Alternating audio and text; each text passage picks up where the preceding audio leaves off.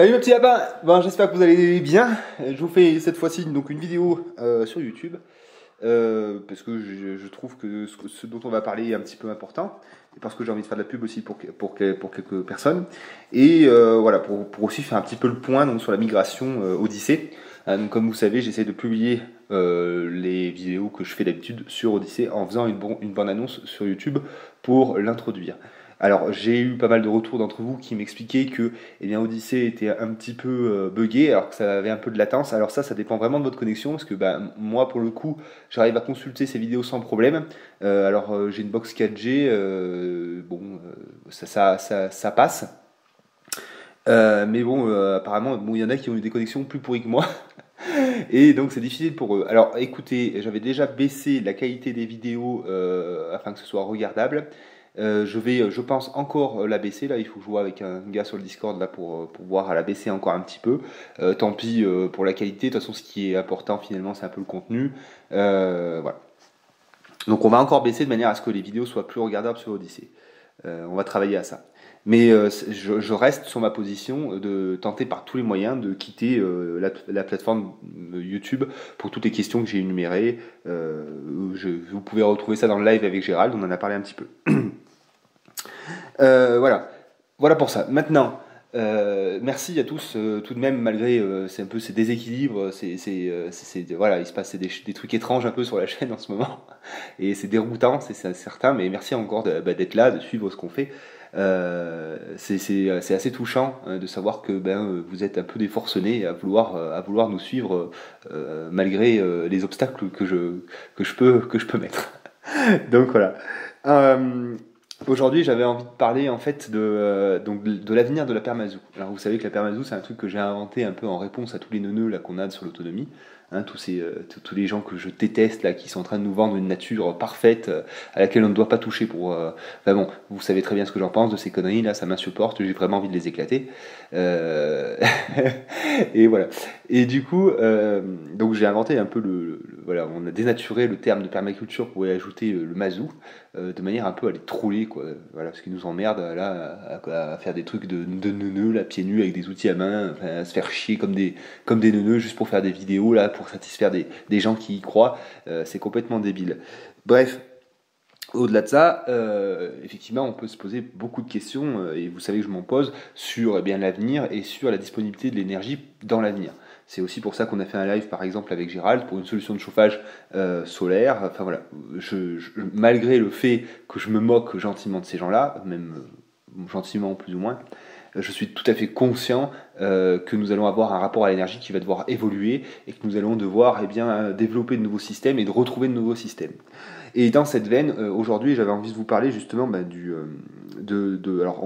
effondrement, mais sans le côté hyper pessimiste, tout va mal aller, etc. Non. Je crois que l'effondrement est finalement une décroissance, une récession, et que ça vient, j'ai déjà dit plusieurs fois, mais je répète, on va avoir un niveau de vie qui va descendre, un confort de vie qui va aller en se dégradant. Et moi, pour savoir en fait ce qui m'attend, je n'imagine pas ça à travers des films ou des séries post-apocalyptiques. Si je veux savoir réellement à quoi va ressembler mon pays demain, je consulte des documentaires sur des pays qui n'ont jamais finalement connu la croissance, qui ne se sont jamais développés, ou qui sont dans de la pauvreté quotidienne. Alors, je vais vous mettre quelques images d'un documentaire sur l'Afrique. Donc c'est au Cameroun et c'est les taxis brousse. Voilà, donc si vous voulez avoir une idée de comment ça sera plus tard le parc automobile en France, comment seront les déplacements et dans quel état seront les routes dans l'avenir, eh bien vous pouvez vous référer à ce documentaire. Alors ça sera peut-être pas comme ça parce que le climat est pas le même et les routes ne seront peut-être pas dégradées aussi vite, mais vous allez avoir voilà, je vous mets quelques images, vous allez voir c'est extraordinaire de voir ça. Alors moi j'aime beaucoup parce qu'il y a un côté démerde que j'adore, mais voilà, je suis persuadé que ce sera comme ça. Donc je vous laisse avec quelques images. C'est pour que quand nous tombons dans la mare d'eau, pour que l'eau ne monte pas au niveau du carburateur. Le sale boulot, c'est le jeune mécanicien qui s'en charge. La suite de l'essence pour le mouiller ici dans les têtes du carburateur pour que quand je vais démarrer, pour que ça excite le moteur à vite démarrer. Vous voyez l'état, c'est que ça ne marche plus au goudron. C'est dû à les bourbiers, les routes non bitumées, c'est ça sa route. C'est ça que ça préfère, ça ne peut plus rouler au goudron. Ouais. Sa voiture porte les cicatrices de 20 ans de combat menés sur les pistes de la forêt. Ça là, ça n'a plus tous ces éléments. Nous sommes obligés de l'attacher pour garder au moins la forme de la voiture, quoi. Quand je roule, ça arrive que bon, ça lâche, bon, vu que ici ça ne tient plus bien. Dès que ça lâche, ça se soulève, allez, ça passe, ça tape là, boum. Et apparemment, il tape souvent.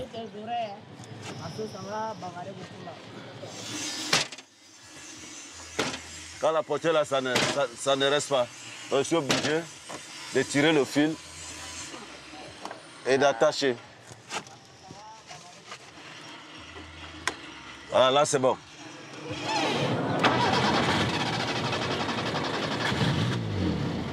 Amener ses passagers à bon port et en un seul morceau semble un exploit avec cette voiture. D'autant plus que les gaz d'échappement se répandent dans l'habitacle. C'est ultra toxique, mais heureusement pour ses clients, Oscar a l'habitude de rouler vitre et même porte ouverte.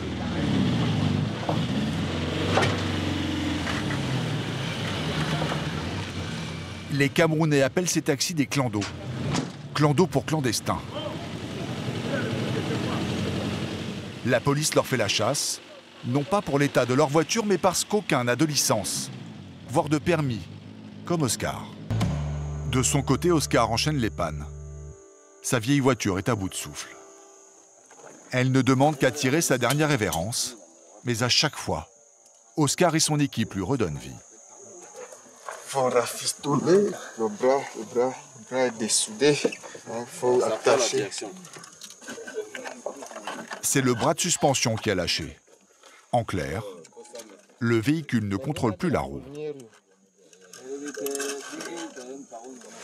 C'est une panne majeure, mais pas pour les clandos. Et ça va tenir jusqu'à la fin ou... Bon, comme on n'a plus de bras, ça peut aider. C'est provisoire. Ouais, ça ne bouge plus comme ça bougeait. On espère que cette fois, on n'aura plus de, On espère bien. On espère bien. On espère. Okay.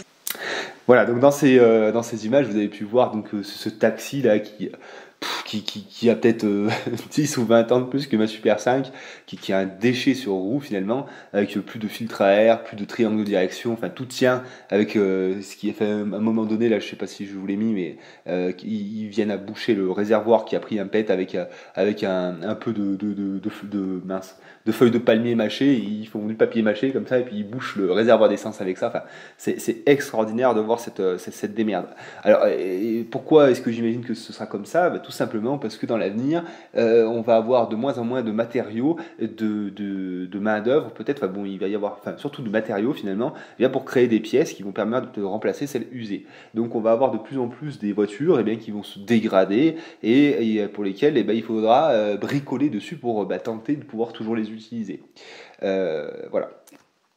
Donc dans un premier temps, je pense que le déplacement va se faire avec des poubelles, avec vraiment des poubelles, et ça va être top quoi. D'où l'intérêt de savoir bricoler, d'être hyper inventif et débrouillard quoi. Et voilà. Voilà, j'adore ce documentaire. Allez voir ce documentaire, c'est génial. Et alors oui, vous allez dire mais il est complètement taré lui. Il veut de l'emmerde quoi. Bah ouais mais moi j'adore ça. Moi je trouve que c'est ce genre d'aventure là. Moi j'aimerais. Quand je regarde des documentaires comme ça, je me dis putain mais moi je veux aller là-bas quoi. Je veux aller là-bas. Peut-être qu'au bout d'un moment, quand j'aurais vu 2-3 gars en train de mourir de la rage ou de maladies graves parce qu'ils n'ont pas accès au vaccin, je pense que ça me refroidirait un peu. Mais faire un voyage comme ça en taxi brousse en grosse galère, essayer de tirer les voitures des bourbiers, essayer de les réparer et tout. Moi je trouve ça extraordinaire. Bref. Et ensuite, Qu'est-ce que l'avenir ensuite? Parce que bon, au bout d'un moment, on peut tout à fait imaginer qu'il n'y aura plus du tout de pétrole, et puis les dernières voitures qui roulaient encore ne rouleront plus, et on peut tout à fait imaginer que là, on ait recours de plus en plus à la traction animale. Alors effectivement, pour moi, alors la permazo c'est bien gentil, mais la permazo a un avenir, et c'est fatalement la traction animale. Et là, ce matin, j'étais super content, et c'est pour ça que je vous fais cette vidéo. J'ai une personne qui nous suit, qui m'a laissé un petit message, et elle a bien fait de laisser un message qui m'a rendu curieux. Vraiment, là vraiment, j'encourage les gens qui ont des petites chaînes et qui ont vraiment du contenu intéressant. Faites en sorte de vous faire voir. Alors, j'ai utilisé même des techniques qui sont pas forcément très catholiques. Venez aussi me solliciter éventuellement pour avoir de la visibilité. Moi, je suis ok pour ça, il n'y a pas de problème. Mais voilà, bref. Là, donc c'est alors merde. Du coup, je vais. Putain, alors, je fais la promotion de quelqu'un donc que je viens juste de découvrir. Donc, c'est pour ça que je connais pas encore le nom de la chaîne. Donc, c'est son nom et son prénom. Mais tac. Donc ouais, ce matin, ça m'a vraiment mis la bonne humeur, quoi. Vraiment la grosse bonne humeur. Hop, attendez, bougez pas. Hop. C'est Eric Souffleux. Alors voilà, donc Eric Souffleux m'avait laissé un petit message qui a excité ma curiosité, ce qui a fait que je me suis rendu sur sa chaîne. Et là vraiment, là j'ai dit putain mais c'est génial. Alors c'est un gars qui a 35 abonnés, alors imaginez quand même, c'est quand même fou. Alors ça fait pas longtemps qu'il a sa chaîne, mais vous allez comprendre quand vous allez voir sa vidéo que ce gars-là, il en mérite beaucoup plus que ça. Il mérite une visibilité justement de chaîne beaucoup plus grosse qui traite de tout et de rien, soi-disant d'autonomie. Et donc lui est maraîcher, si j'ai bien compris, et il nous a fait une vidéo dans laquelle il utilise ses chevaux. Alors j'attends de savoir un petit peu plus, hein, mais j'imagine qu'il utilise ses chevaux et pour le travail du sol sur son activité de maraîchage. Ça je m'avance un peu, mais il nous l'expliquera je pense dans de futures vidéos, mais aussi pour emmener son chariot de légumes sur le marché et vendre. Alors il a fait une vidéo justement d'aller-retour au marché et donc avec sa charrette. Enfin c'est génial quoi. Déjà rien que de voir le cheval prendre un rond-point et tout. Enfin moi je trouve ça génial. Mais aussi de mettre le doigt et bien sûr le fait qu'on travaille avec un animal qui c'est un animal donc c'est pas aussi docile qu'une voiture finalement. Ça a un comportement voilà on gère une bête. Et donc ça nécessite voilà, de la connaissance et aussi une certaine prudence. Enfin, bon. Probablement 2 générations d'humains pour retrouver 1 million ou 2 millions de chevaux de trait, quoi. Et donc 2 générations, c'est 50 ans, c'est 70 ans.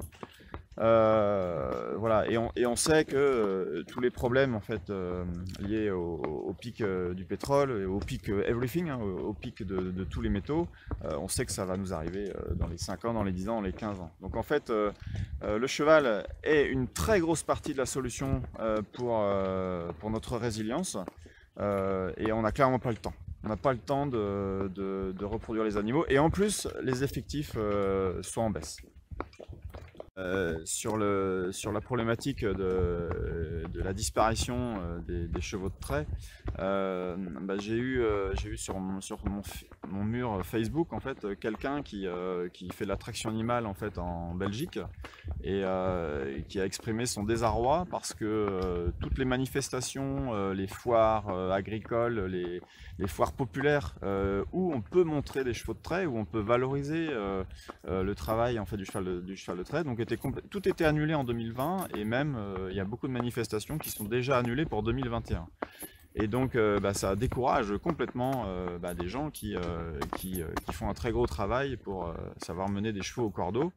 Et il y a un truc qui m'a interpellé aussi, c'est qu'à un moment donné, il passe sur un pont, et ce pont, en fait, il y a des gens qui ont fait des graffitis rose fluo de chaque côté, et le cheval, en fait, ça le met dans tous ses états. Allez, on y va, allez, hop, hop, hop. Alors, voilà. C'est bien. Alors, on les voit, hein, les tags, là. Et il a du mal en fait à traverser ce pont parce qu'il voit ces couleurs flashy qui lui font peur quoi. Et voilà, et donc là j'ai trouvé ça génial quoi. Alors vous savez que moi je dessine un petit peu, je faisais du graffiti. Et alors du coup je me suis fait tirer les oreilles. Mais non mais c'est génial de voir ça quoi. C'est voilà, parce que en fait, ces graffitis, c'est purement urbain, si vous voulez, quoi. Et de voir que ça, ben voilà, ça pouvait pas forcément exister parce que ça allait. Enfin bref, vous m'avez compris, quoi. Je n'ai pas besoin d'en dire plus, mais voilà. Donc ouais, vraiment, je vous invite, je vais mettre des images un peu de cette vidéo, je vous invite vraiment à aller voir ce qu'il fait. En termes de traction animale, pour l'instant, j'ai pas trouvé beaucoup de chaînes qui en parlaient. J'avais pris contact avec une jeune femme qui a des percherons à Husson en forêt, pas loin de chez nous, pour faire de la vidéo. Et bien sûr, il faut que j'aille voir un petit peu notre ami Roland quand il fait la sortie du fumier avec la charrette et les vaches. Mais voilà, je pense que l'avenir du pétrole, l'avenir de la permazout, globalement, effectivement, ça va être l'attraction animale, ça va être les outils manuels. Ça, c'est évident qu'on n'y coupera pas. Ça ne veut pas dire qu'il ne faut pas utiliser ces outils pour plus d'efficacité aujourd'hui, mais ça veut dire qu'il faut quand même commencer à travailler, à retrouver les savoir-faire qui nous permettaient d'utiliser des outils manuels, d'utiliser donc les chevaux. Et il l'explique très bien d'ailleurs aussi, il y a des cheptels entiers d'animaux de trait à recréer, et je pense que là il y a du boulot, quoi. Voilà, donc je vous invite réellement à aller voir cette vidéo. Moi je vous mets que quelques extraits. Voilà, je suis content que vous continuez à nous suivre. On va continuer à faire des choses et sur YouTube, mais surtout sur Odyssée. Continuons vraiment, enfin, je dirais jamais assez. Je crois vraiment qu'on est dans une époque charnière. Je crois vraiment qu'on a un futur qui va nous poser beaucoup de problèmes, et il faut commencer à essayer d'anticiper ces problèmes dès aujourd'hui et travailler vraiment avec tous ensemble à des choses comme ça pour faire en sorte que on s'en sorte pas trop mal, et qu'on arrive à créer quelque chose de potable et de vivable surtout, quoi. Voilà. Je vous souhaite une très très très bonne journée. Moi je vais aller faire de l'électricité chez mon voisin. J'espère que c'est pas trop le bordel. Je vous fais des gros bisous mes petits lapins, et je vous dis à plus tard, et bon courage dans tout ce que vous entreprenez. Bye.